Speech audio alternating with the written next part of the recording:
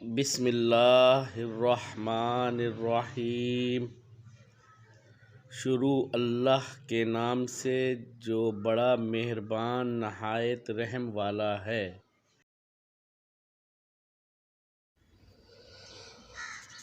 فرمان مصطفیٰ صلی اللہ علیہ وسلم۔